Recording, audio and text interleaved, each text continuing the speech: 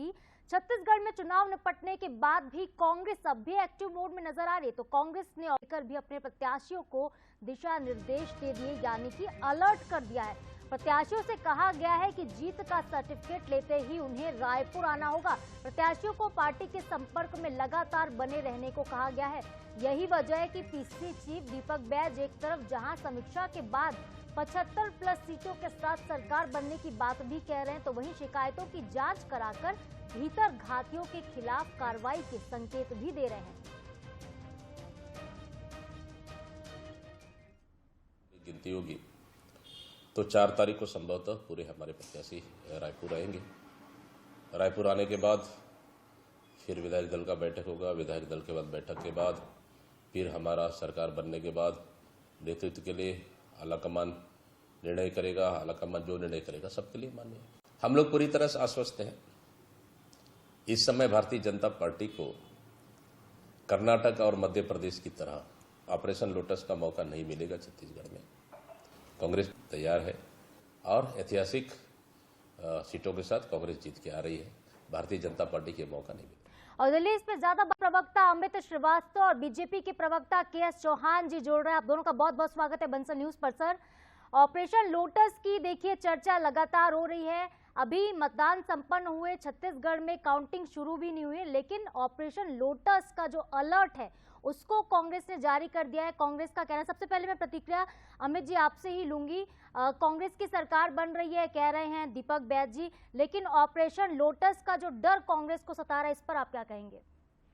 देखिए, लगातार आपको मैं बता दूं कि जिस प्रकार से बीजेपी का विश्वास लोकतंत्र में तो है नहीं, और जिस प्रकार से अगर आप देखेंगे चुनी हुई लोकप्रिय सरकारों को गिराना, और जिस प्रकार से आपको मैं बता दूं कि 2004 में जब कर्नाटक में धर्म सिंह मुख्यमंत्री बने थे, तब वहां पर सरकार गिराने की कवायद जो है वो बीजेपी ने, ऑपरेशन लोटस का जो शब्द है वो पहली बार चर्चा में आया था। और आपके माध्यम से मैं एक बताना चाहता हूं कि जैसे ये वर्ड अगर आप सुनेंगी तो आपको लगेगा कि कोई मिशन के तहत ये कोई सकारात्मक वर्ड है, लेकिन अगर आप देखेंगे तो अपनी सत्ता को पाने के लिए, और जिसका इस्तेमाल बीजेपी लगातार विपक्ष द्वारा सरकार में लौटने के लिए करते रहती है, और लगातार इस वर्ड बीजेपी के द्वारा ये वर्ड सुनने में मिलता है। लेकिन आपको मैं बता दूं, ये छत्तीसगढ़ है। कहते हैं ना, छत्तीसगढ़िया सब ले बढ़िया, लेकिन छत्तीसगढ़िया सारी चीजों को समझता है। ठीक है सर, छत्तीसगढ़िया सारी चीजों को समझता है। केएस चौहान जी की प्रतिक्रिया ले लेते हैं। वो कह रहे हैं ऑपरेशन लोटस का डर सता रहा है। ऑपरेशन लोटस नहीं चलने वाला।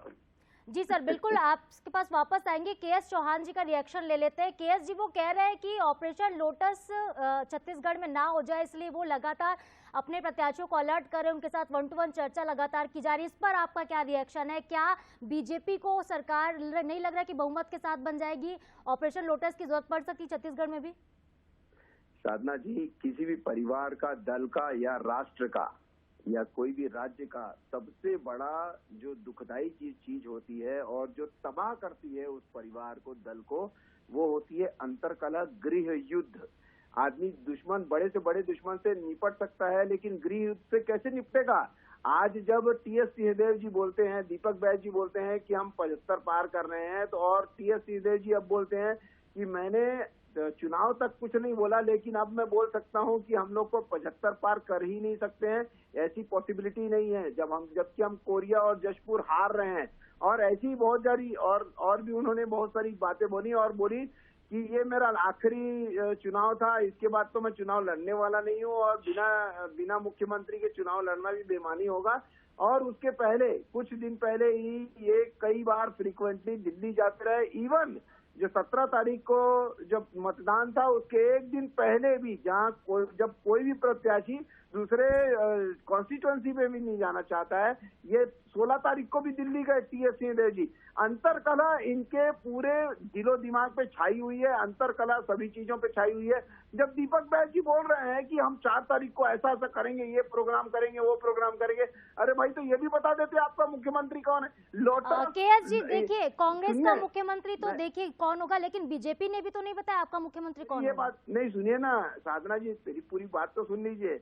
ऑपरेशन लोटस तो रहेगा, ऑपरेशन लोटस तो चलेगा ही चलेगा। क्यों चलेगा? लेकिन जो ये ऑपरेशन लोटस बोल रहे हैं, मतलब आप स्वीकार कर रहे हैं केएस चौहान जी, आप ये स्वीकारते हैं कि छत्तीसगढ़ में ऑपरेशन लोटस होने वाला है, यानी दीपक बैज जो कह रहे हैं वो सही कह रहे हैं? सुनिए, अरे मेरी बात तो सुन नहीं रहे हैं आप। मेरी बात तो सुन लीजिए।